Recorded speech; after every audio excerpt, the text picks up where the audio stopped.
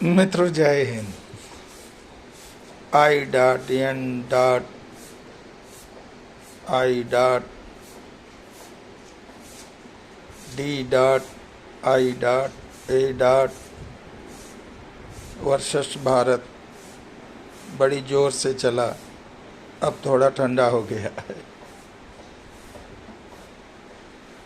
भारत देश की विविधता, भारत देश की जो पहचान है,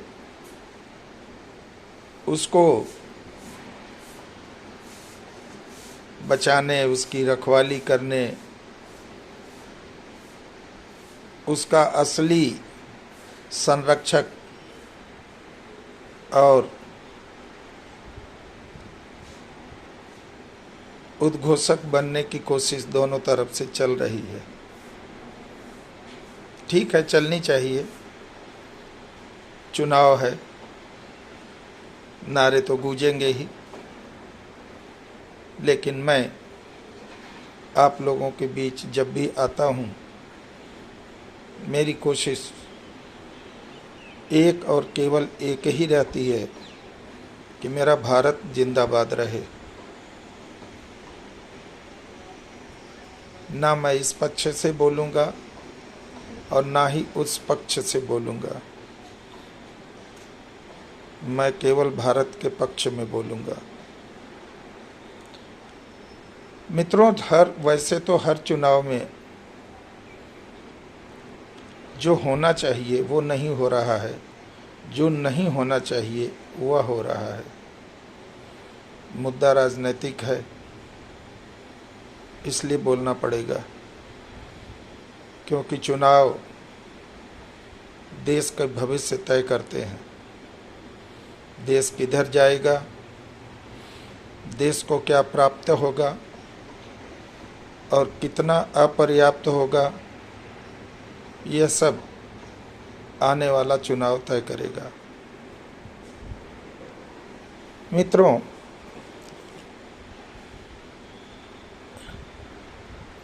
मेरी समझ से जो हर चुनाव में या हर प्लेटफॉर्म पर जहाँ कहीं भी देश के खातिर बहस हो रही है या होने वाली हो, वहाँ केवल एक ही बात पर बहस होनी चाहिए, और वह बहस भी साक्ष्यों, तथ्यों और डेटाबेस होनी चाहिए। यदि कोई दल या कोई नेता इन चीज़ों के बिना बहस कर रहा है, तो वह हमारा आपका ध्यान बटा रहा है, मुद्दों से भटका रहा है, और ऐसी राजनीति अब नहीं चलेगी। क्योंकि 2014 के बाद बहस को प्रमाणों, साक्ष्यों और डाटा की तरफ थोड़ा सा ही सही मोड़ने का काम तो हुआ है, मगर दुर्भाग्य है कि विपक्ष के पास कोई डेटा नहीं है। उसके पास अपनी उपलब्धि का कोई साक्ष्य नहीं है। इसलिए वो हमेशा मुद्दों को भटकाने में लगे हैं, अनावश्यक बहस करने में लगे हैं, और मजबूरन सत्ता पक्ष को उसी दिशा में बहस को काउंटर करना पड़ता है। इससे देश का भला कतई नहीं होगा। सबसे ज्वलंत मुद्रा है जिसके ऊपर सरकारें आईं, परिवर्तन हुआ सरकारों का, वो है भ्रष्टाचार। परंतु ऐसा लगता है कि भ्रष्टाचार घटा तो नहीं है, क्योंकि भ्रष्टाचारी अपने पैसे, अपने काले धन के बल पर बहुत कुछ आज भी पा जा रहे हैं। देश में जिस तरह का माहौल है वह उनके लिए हर स्थिति में अनुकूल है। जांच एजेंसियों को प्रभावित कर लो, साक्ष्यों को प्रभावित कर लो, कोर्ट कचहरियों को प्रभावित कर लो, और जब कहीं उम्मीद नहीं दिखे तो समय रहते पलायन कर जाओ। बात तो हुई थी कि जो भाग गए हैं उन्हें वापस लाएंगे। शायद तब यह असंभव दिखता हो, परंतु आज तो संभव है। आज तो भारत की ताकत मेरे हिसाब से ऐसी है कि भारत चाहे तो अपने भगोड़े अपराधियों को देश में ला सकता है।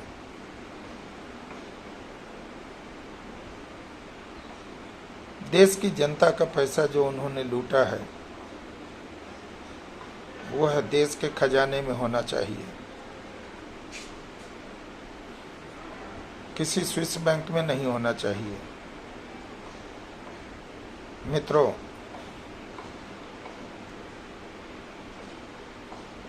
अमेरिका में अश्वेत 15% हैं और 85% श्वेत हैं, वाइट। अश्वेत यानी ब्लैक लोगों में से एक नेता वहाँ पे ओबामा जी आए।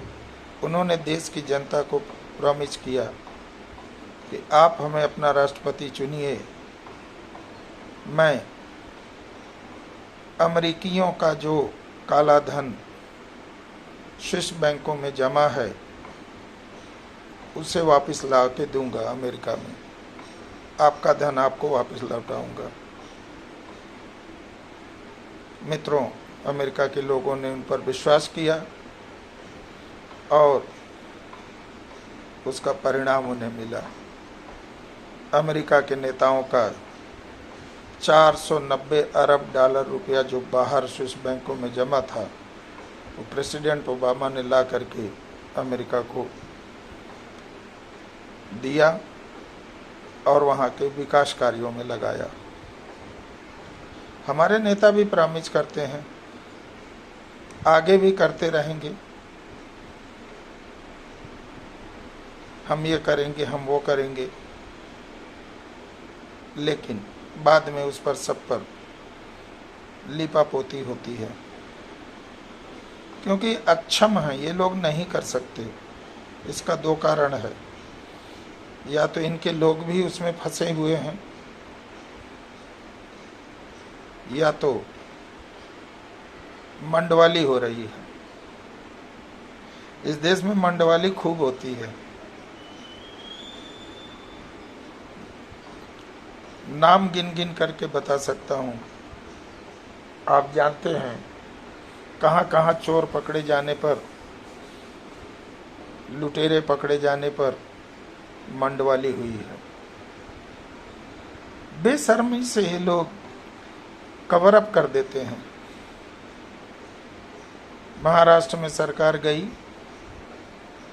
भ्रष्टाचार के प्रश्न पर गई, लूट खसोट के प्रश्न पर गई, अत्याचार के बल पर गई,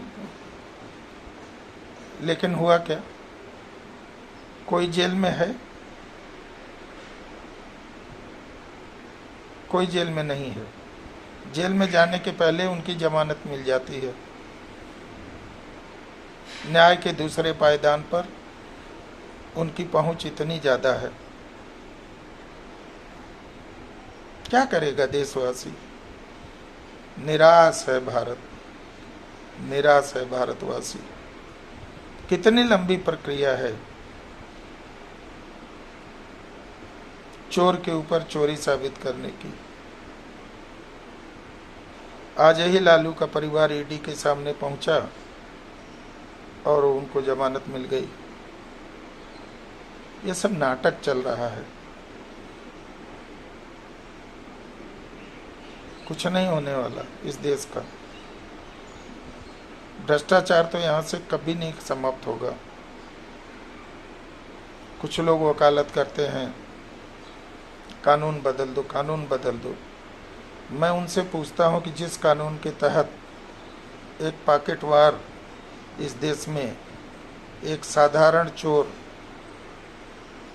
इतनी समय तक जेलों में पड़े सड़ रहे हैं, उन्हीं कानूनों के तहत ये लुटेरे छूट क्यों जाते हैं?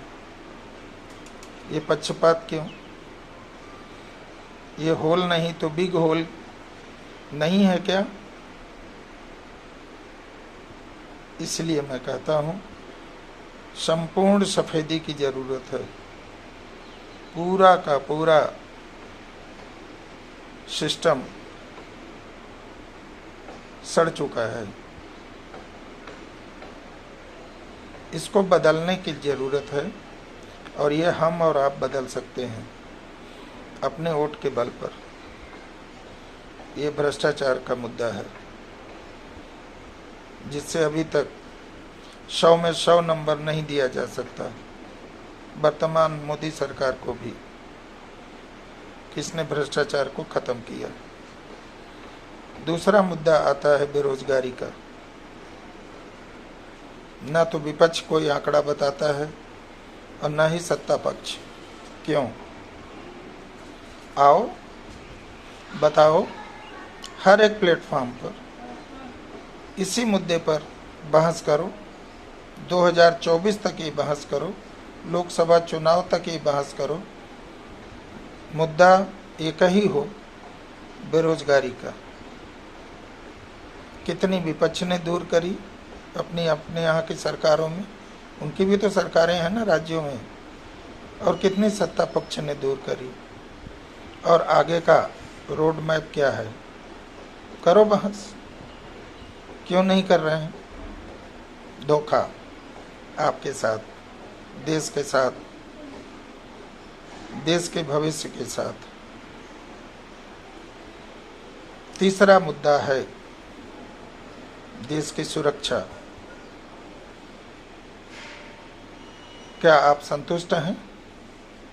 मैं तो नहीं हूं। देश की सुरक्षा के साथ अभी भी खिलवाड़ हो रहा है, कोई संवेदना नहीं है। कोई मरे तो मरे, चाहे वो जनरल हो चाहे कर्नल हो। कोई शहीद होता है तो हो, क्योंकि नेताओं के तो बेटे होते नहीं। वो तो क्रिकेट कंट्रोल बोर्ड के चेयरमैन है। वो तो मुख्यमंत्री जो था पहले, उसका बेटा उप मुख्यमंत्री है, और आगे भी वो बना लेंगे उनको, ऐसा उन्हें पूरा विश्वास है। और ऐसी तब्दीलियां वो अपने अपने राज्यों में कर रहे हैं कि उनके बेटे बेटियां राजा ही बनते रहें और हमारे बेटे बेटियां शहीद होते रहें, नौकरियों के लिए विदेशों में भागते रहें, अवसर की तलाश में जान गंवाते रहें।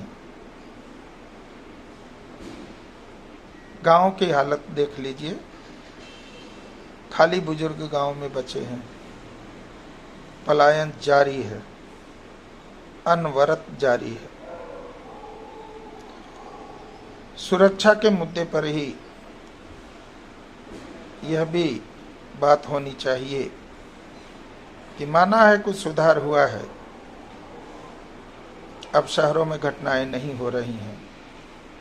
इस सरकार ने आतंकियों को, नक्सलियों को पहाड़ों पर, जंगलों में खदेड़ दिया है, पर खतरा हटा नहीं है। आज भी वो 5-5, 6-6 दिन तक सेनाओं से मुकाबला कर रहे हैं। उनका इकोसिस्टम अगर हफ्ता भर भी चलता है अपनी सेना की बटालियनों के सामने, ये बहुत बड़ी बात है उनके लिए फ़क्र की बात है। हमारे लिए शर्म की बात है। Zero tolerance. सरकार कहती है आतंकवाद के प्रति हमारा जीरो टॉलरेंस है। आईएसआईएस के आतंकी पूना में पकड़े जाते हैं, पूना पुलिस की कस्टडी से छूट जाते हैं, फिर उनकी इनाम की राशि बढ़ाई जाती है, फिर वो दिल्ली में पकड़े जाते हैं। ये नाटक है। जीरो टॉलरेंस है तो जब पूना पुलिस की कस्टडी से वो भागे उसी समय उनको शूट कर देना था। एनकाउंटर क्यों नहीं हुआ? क्यों नहीं किया पुलिस ने? प्रश्न खड़ा होता है। जनता को पूछना चाहिए सरकार से, कितने भगोड़े इस देश के हैं उनकी लिस्ट जारी करो, उन पर एक वाइट पेपर जारी करो। वो कहाँ हैं? उन्हें भगाने में किसने मदद की? उनको सरकार क्यों नहीं वापस ला पा रही है? उनको सजाएं क्यों नहीं दे पा रही है? उनके दिलों में किन किन के राज छुपे हैं